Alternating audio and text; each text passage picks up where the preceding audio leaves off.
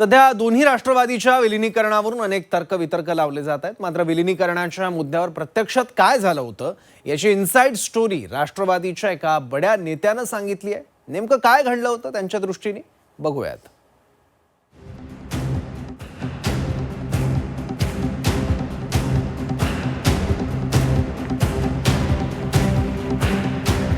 अजित पवारांच्या निधनानंतर राष्ट्रवादी विलीनीकरणाच्या चर्चा सुरू झाल्या होत्या।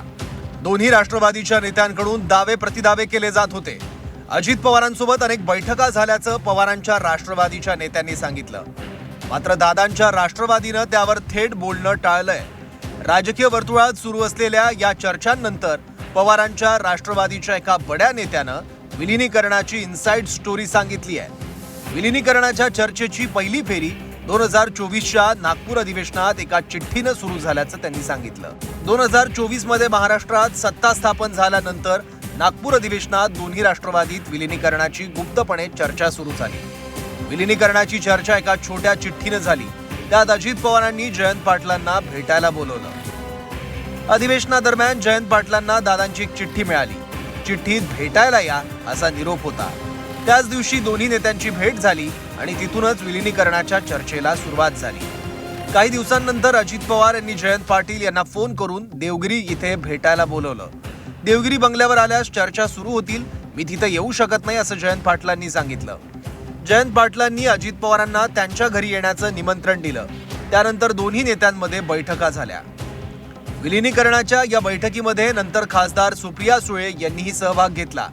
विलीनीकरणाबाबत शरद पवार यांनी स्पष्ट सांगितलं, तुम्हाला जायचं असेल तर जा, मी येणार नाही। शरद पवार शेवटपर्यंत या प्रक्रियेत थेट सहभागी झाले नाहीत आणि विरोधही केला नाही। विलीनीकरणाच्या चर्चेसाठी तुम्ही तुमच्या नेत्यांना घेऊन या असं जयंत पाटलांनी अजित पवारांना सांगितलं। सर्वांना सर्व माहिती आहे, माझ्या पक्षाकडून मी सांगेल ते होईल असं दादांनी जयंत पाटलांना सांगितलं। दिल्लीतून हिरवा कंदील आला की माझ्या पक्षातील एक आमदार सोडून सर्वजण मी सांगेल तिथे सह्या करतील असं दादांनी सांगितलं। दोन्ही राष्ट्रवादीमध्ये विलीनीकरणासंदर्भात गुप्तता पाळण्यात आली होती। विलीनीकरणासाठी दोन्ही राष्ट्रवादीचे नेते सकारात्मक होते। विलीनीकरणाची घोषणा कधी होणार याची तारीख ठरल्याचं देखील या बड्या नेत्यांना सांगितलंय। यावर राष्ट्रवादीच्या नेत्यांना विचारलं असता त्यांनी याबाबत काहीही माहीत नसल्याचं सांगितलं। त्या विलीनीकरणाच्या चर्चेच्या कुठल्याही म्हणजे चर्चेमध्ये मीटिंगमध्ये मी सहभागी नव्हतो। मी काय पार्लमेंटरी बोर्डचा सदस्य नाही आहे। विलीनीकरणाच्या बाबतीत निर्णय घेण्याचा अंतिम अधिकार हा आदरणीय अजितदादांचा होता आणि अजितदादांनी जो निर्णय घेतला असता त्या निर्णयाला आम्ही सर्वांनी एकमतानं होकार दिला असता। त्यामुळे मी त्या पूर्ण घडामोडीमध्ये नव्हतो। त्यामुळे कुठल्या बड्या नेत्यांनी कशी चिठ्ठी दिली याबद्दल मला माहिती नाही। आनंद परांजपे यांनी विलीनीकरणाच्या मुद्द्यावर बोलणं टाळलं।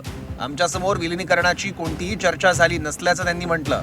राष्ट्रवादी पक्षाच्या बळकटीवर भर देत असल्याचं म्हणत त्यांनी विलीनीकरणावर थेट बोलणं टाळलं। तसंच नागपूर अधिवेशनातील त्या चिठ्ठी संदर्भातही माहीत नसल्याचं त्यांनी म्हटलं। आज आमच्या समोर विलीनीकरणाची कुठलीही चर्चा नाही। राष्ट्रवादी काँग्रेस पक्षाची स्पष्ट भूमिका आहे की आमच्या राष्ट्रीय अध्यक्षा, राज्याच्या उपमुख्यमंत्री सुनेत्राताई अजितदादा पवार यांच्या नेतृत्वाखाली राष्ट्रीय कार्याध्यक्ष खासदार प्रफुल्ल पटेलजी, त्याचप्रमाणे प्रांताध्यक्ष खासदार सुनील तटकरे व सर्व नेत्यांच्या बरोबर राष्ट्रवादी काँग्रेस पक्ष बळकट करणं। अजित पवार यांच्या हयातीत झालेल्या विलीनीकरणाच्या चर्चा त्यांच्या पश्चात पुढे जाणार का? कारण दादांच्या निधनानंतर सुनेत्रा पवारांनी राष्ट्रवादीची धुरा हाती घेतली आहे। त्यांनी या संदर्भात कोणतंही भाष्य केलेलं नाही।